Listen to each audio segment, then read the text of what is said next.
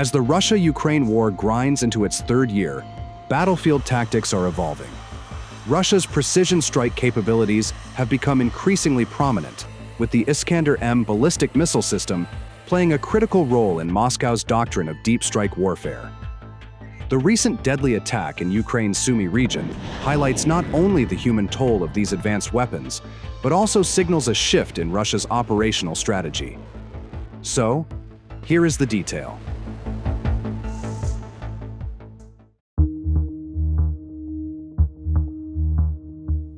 On May 20, Russian ground forces' Iskander-M ballistic missile unit was reported to have caused several dozen casualties during a strike on a Ukrainian army training camp in Sumy region.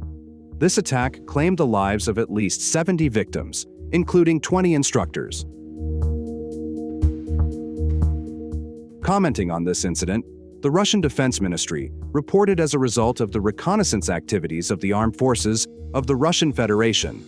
Along with that casualties, they also destroyed an ammunition depot, and up to 10 pieces of automotive equipment were destroyed. Unlike Russia, Ukraine's National Guard confirmed the attack, but said the impact was not as severe as Russia claimed. While the incident underscores the ongoing vulnerability of Ukrainian forces to Russian precision strikes, especially in areas close to the border where aerial surveillance and missile threats remain relentless.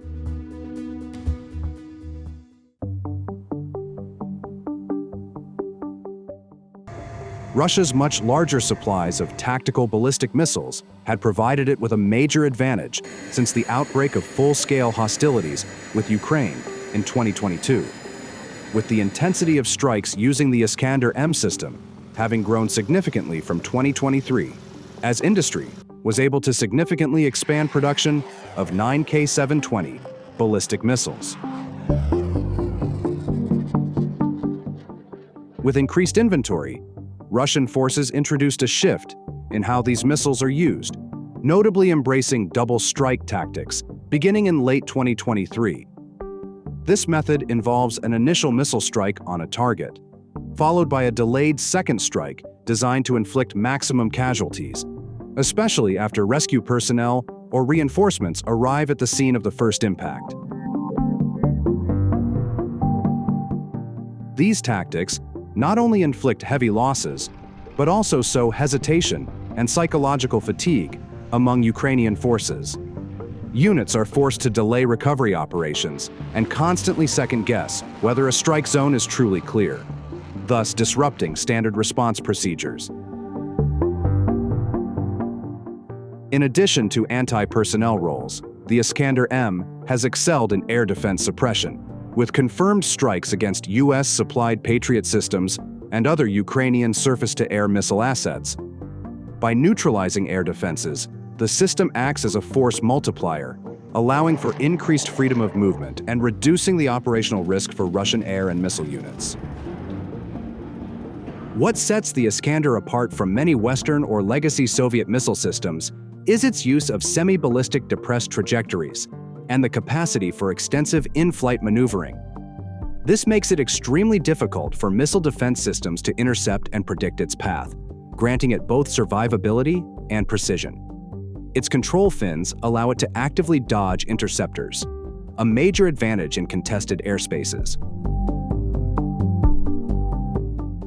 Further bolstering Russia's missile inventory, 2024 saw confirmed battlefield use of North Korean KN-23 tactical ballistic missiles, systems believed to be based on the Iskander-M's design, with possible Russian technical assistance. This partnership suggests deeper missile cooperation between Moscow and Pyongyang, which could alleviate production pressure on Russia and open new fronts of missile deployment strategy.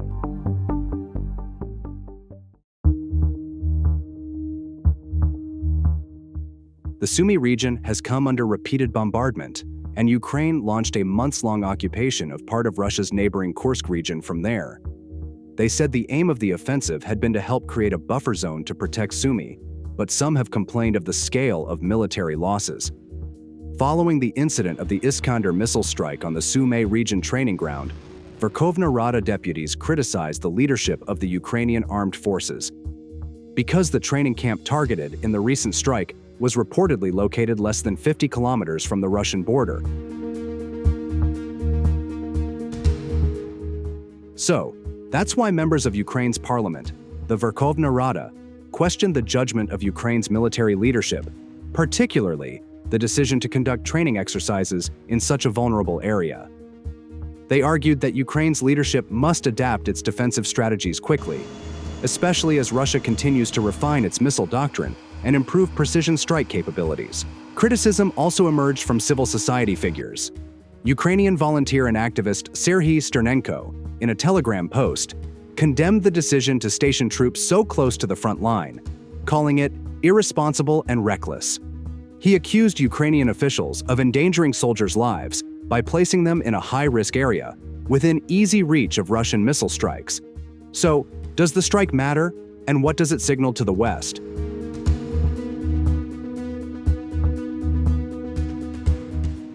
The Sumy strike isn't just another tactical victory for Russia.